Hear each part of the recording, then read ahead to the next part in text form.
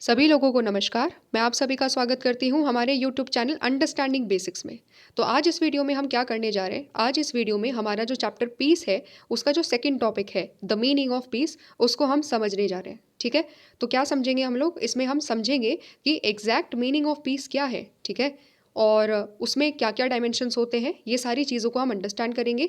और साथ साथ में मैंने एक डेफिनेशन भी लिखी है। ठीक है, ये डेफिनेशन भी हम लास्ट में कवर अप करेंगे, इसको बहुत अच्छे तरीके से समझेंगे। इसमें सारे डायमेंशन आते हैं जो इस पर्टिकुलर टॉपिक के अंदर डिस्कस करे गए हैं। तो साथ साथ में हम लोग अंडरस्टैंड भी करेंगे और फिर आप लोग इसको साथ में नोट डाउन भी कर सकते हैं, क्योंकि ये एग्जामिनेशन पर्सपेक्टिव से इंपॉर्टेंट है और इसको as a definition of peace आप यूज़ कर सकते हैं। ठीक है, तो चलिए बिना देरी के अंडरस्टैंड करते हैं सबसे पहले कि बुक में आखिरकार इस टॉपिक के अंदर दिया क्या हुआ है।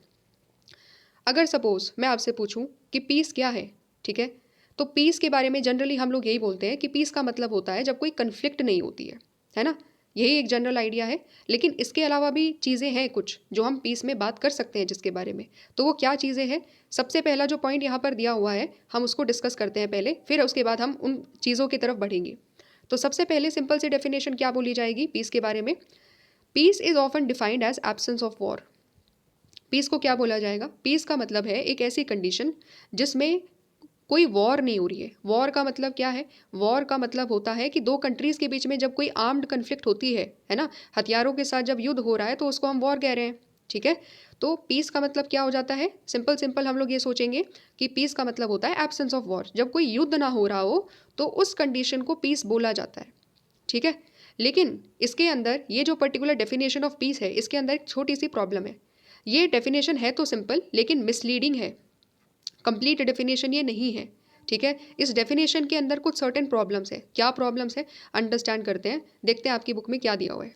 तो इस पैराग्राफ में क्या दिया हुआ है, मैं एक बार येलो कलर का जो हाईलाइटेड पोर्शन है उसको रीड करती हूँ और फिर उसको समझते हैं हम लोग कि कैसे ये जो डेफिनेशन है एब्सेंस ऑफ वॉर की, उसको मिसलीडिंग बोला गया है।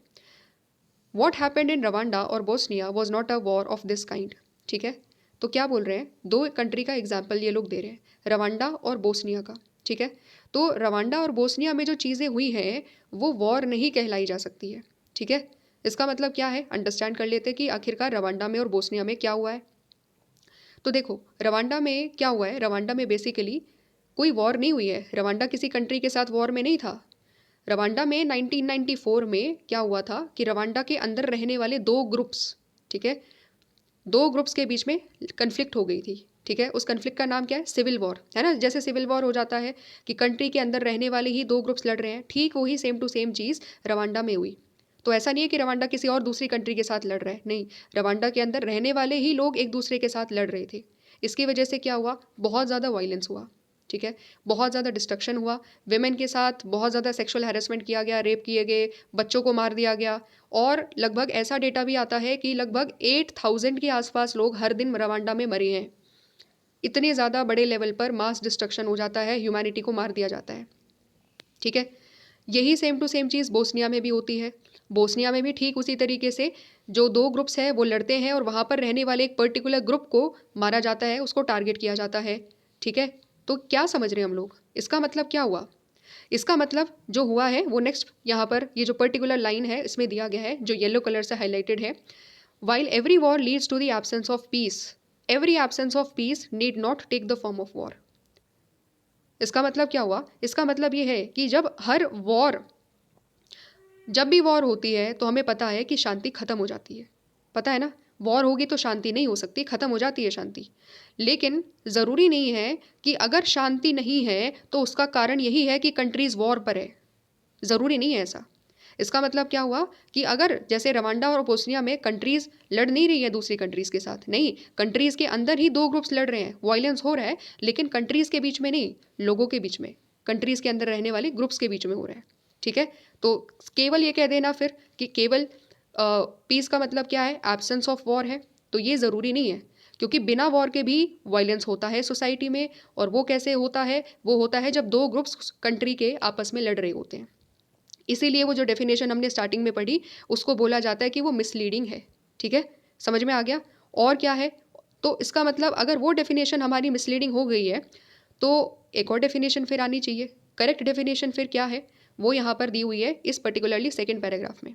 रीड करते हैं, अंडरस्टैंड करते हैं।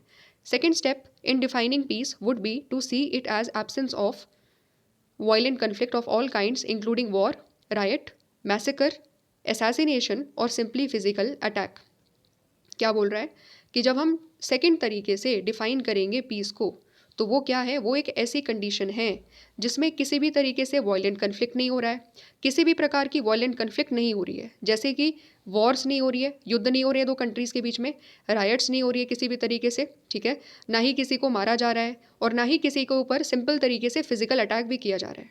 इसका मतलब क्या हो गया, इसका मतलब पीस का मतलब क्या हो गया, पीस का मतलब सारे प्रकार के जब कन्फ्लिक्ट, सारे प्रकार के वायलेंट कन्फ्लिक्ट जब नहीं होंगे तो उस कंडीशन को हम पीस कहेंगे। केवल एब्सेंस ऑफ वॉर कह देना पीस नहीं होता है, क्योंकि हमने देख लिया कि वॉर के अलावा भी और अलग अलग प्रकार की कन्फ्लिक्ट सोसाइटी में होती है, ठीक है, जैसे रवांडा और बोस्निया में जो हमने एग्जाम्पल्स पढ़े उसके ज़रिए हमें चीज़ें समझ में आ जाती है, ठीक है, समझ में आ गया। ये एक और यहाँ पर ब्रॉडर डेफिनेशन है जो हमने सेकेंड डेफिनेशन ऑफ पीस पढ़ा है। अब इसमें भी थोड़ी सी एक समस्या है, ठीक है, क्या समस्या है देख लेते हैं। तो इसी लाइन के बाद जो नेक्स्ट लाइन है हम रीड कर रहे हैं, this definition is clearly better than the earlier one. Absence of peace के मुकाबले ये थोड़ी बेटर है, yet it does not take us very far, ठीक है, मतलब ये भी हमें बहुत ज़्यादा जो बड़ा डायमेंशन है पीस का उसको कवर करके नहीं दे पा रही है। तो क्या कवर नहीं कर पा रही है उसको हम अंडरस्टैंड करते हैं। Violence is often rooted in the very structures of society. ये कह रही है कि जब हम बात करेंगे वॉयलेंस की, तो वॉयलेंस जो है ना वो क्या होता है, हमारी जो सोसाइटी के स्ट्रक्चर्स है उसमें भी अलग अलग प्रकार से वॉयलेंस किया जा रहा है, ठीक है, जैसे कि नेक्स्ट लाइन में रीड करते हैं, अंडरस्टैंड हो जाएगा हमें बहुत अच्छे तरीके से। Social institutions and practices that reinforce the entrenched inequalities of caste, class and gender can also cause injury in subtle and invisible ways. क्या कह रहा है, बहुत सिंपल तरीके से कह रहा है कि हमारी सोसाइटी में कुछ सोशल इंस्टीट्यूशंस या कुछ सर्टन प्रैक्टिसेस जैसे कि कास्ट, क्लास, जेंडर, इन सब के बेसिस पर भी सोसाइटी में इंजरी हो सकती है किसी व्यक्ति को, या सोसाइटी में व्यक्तियों को दबाया जा सकता है, उनके साथ वॉयलेंस किया जा सकता है। और इसी चीज़ को जब ये सोशल इंस्टीट्यूशन और प्रैक्टिसेस जैसे कास्ट, क्लास, जेंडर, रेस और भी अदर चीज़ें जो सोसाइटी में स्ट्रक्चर्स है अलग अलग प्रकार के, उसकी वजह से किसी ग्रुप्स के साथ जब वॉयलेंस किया जा रहा है तो उसको क्या कहेंगे, उसको कहा जाएगा स्ट्रक्चरल वॉयलेंस। क्या कहा जाएगा उसको, स्ट्रक्चरल वॉयलेंस, ग्रीन कलर से हाईलाइटेड है, ठीक है, तो उस चीज़ को कहा जाएगा स्ट्रक्चरल वॉयलेंस। तो और अंडरस्टैंड कर लेते हैं कि स्ट्रक्चरल वॉयलेंस क्या है आखिरकार। Structural violence of this kind may produce large scale evil consequences. क्या हो रहा है, जब देखो कास्ट के बेसिस पर जो एक ग्रुप है वो दूसरे ग्रुप को डोमिनेट कर रहा है, उसको मारा जा रहा है, ठीक है, सिमिलरली उनको जो राइट्स मिलने चाहिए, कास्ट के जो राइट्स मिलने चाहिए, जस्ट बिकॉज कि वो लोअर कास्ट से हैं तो उनको वो अच्छी एजुकेशन गेन नहीं कर पा रहे हैं, ठीक है, उनके पास फ्रीडम ऑफ मूवमेंट नहीं है, उनको रिस्ट्रिक्शन है कि तुम अपर कास्ट के एरियाज़ में नहीं आ सकते। ठीक उसी तरीके से एपरथाइड रिजीम में क्या था, एपरथाइड रिजीम में हमने अंडरस्टैंड किया था कि ब्लैक्स को डिस्क्रिमिनेट किया जा रहा है on the basis of their colour, ठीक है, उनके साथ रेस्ट्रिक्शंस किए जा रहे हैं, उनके साथ एक प्रकार से वायलेंस किया जा रहा है। क्यों, क्योंकि ना तो उनको फ्रीडम है ना उनको इक्वालिटी है। जैसे वाइट्स लोगों के पास सारे राइट्स हैं, उनके पास तो वो चीज़ें नहीं है। क्यों हो रहा है ये सब, ये सब हो रहा है सोसाइटी में स्ट्रक्चर्स की वजह से। जैसे रेस भी एक प्रकार का स्ट्रक्चर है और उस रेस की वजह से साउथ अफ्रीका में एपरथाइड रिजीम चलाया जा रहा है, ठीक है। तो ये जो सोसाइटी में हम आसपास स्ट्रक्चर्स देख रहे हैं, जब वुमेन को डिस्क्रिमिनेट किया जा रहा है तो वो भी एक प्रकार का स्ट्रक्चर है, पेट्रियार्की। पेट्रियार्की क्या है, स्ट्रक्चर है एक प्रकार से, ठीक है। तो ये सारे जो स्ट्रक्चर्स है, ठीक है, ये सारे जो सोसाइटी में जो ढांचे चल रहे हैं, व्यवस्थाएं जो सोसाइटी में चल रही है, इसकी वजह से भी तो वायलेंस हो रहा है, विमेन के साथ हो रहा है, ठीक है। विमेन को पूरे अधिकार नहीं है एजुकेशन के, या जो डेवलपमेंट कर सकती है, विमेन के पास जो जॉब अपॉर्चुनिटीज़ होनी चाहिए नहीं है विमेन के पास, ठीक है, उनके पास वो फ्रीडम, वो इक्वालिटी नहीं है। वायलेंस किया जा रहा है विमेन के साथ, ठीक है, और रेस के साथ किया जा रहा है, कलर के बेसिस पर किया जा रहा है। तो ये जितने भी स्ट्रक्चर्स है उसकी वजह से क्या बोल रहा है ये, कि structure violence of this kind may produce large scale evil consequences. इसकी वजह से भी बहुत ज़्यादा कुछ नकारात्मक कॉन्सिक्वेंसेस हमारी सोसाइटी में होते हैं, ठीक है। और यही चीज़, ये जो स्ट्रक्चर्स है वो कौन कौन से किस प्रकार के हो सकते हैं, वो होते हैं कास्ट हायरार्की, ठीक है, caste hierarchy, class disparity, patriarchy, colonialism या रेसिज्म या कम्युनलिज्म, ठीक है। ये सारे क्या है, ये सारी समाज में कुछ सर्टन व्यवस्थाएं हैं, कुछ सोसाइटी के स्ट्रक्चर्स है, तो ये जो सोशल इंस्टीट्यूशंस या सोशल प्रैक्टिसेस की वजह से जो सोसाइटी में एक ग्रुप दूसरे ग्रुप को डोमिनेट कर रहा है, ठीक है, एक ग्रुप के साथ जो वायलेंस किया जा रहा है, ये सारे के सारे वायलेंस क्या कहलाए जाते हैं? स्ट्रक्चरल वायलेंस कहलाए जाते हैं। ठीक है, समझ में आ गया? ओके, ये स्ट्रक्चरल वायलेंस के बारे में हम और ज़्यादा डिटेल में अंडरस्टैंड करेंगे, क्योंकि आपकी बुक में और बहुत अच्छे तरीके से एक तरीके से डिस्कवर भी करी गई है चीज़ और डिटेल में डिस्क्राइब भी करी गई है। ठीक है, तो वो चीज़ भी हम अंडरस्टैंड करेंगे, लेकिन हम पहले समराइज़ कर लेते हैं कि आखिरकार हमने क्या पढ़ा और पीस की एग्जैक्ट डेफिनेशन क्या हुई। ये डेफिनेशन जो मैंने ब्लू कलर से और रेड कलर से कुछ सर्टेन पोर्शन हाईलाइट करे हैं, ये इंपॉर्टेंट है। आप खुद अपनी बुक में ये चीज़ नोट डाउन कर सकते हो, एग्जामिनेशन पर्सपेक्टिव से इंपॉर्टेंट है। ठीक है, तो चलिए अंडरस्टैंड करते हैं क्या लिखा हुआ है। तो जो चीज़ें अभी तक हमने पढ़ी है उसको ही समराइज़ करते हुए यहाँ पर एक पीस की डेफिनेशन दे दी गई है, क्योंकि हमारा टॉपिक है द मीनिंग ऑफ पीस, है ना। पीस का आखिरकार रियल मीनिंग क्या है, तो वो हम अंडरस्टैंड कर लेते हैं, समराइज़ कर लेते हैं चीज़ों को।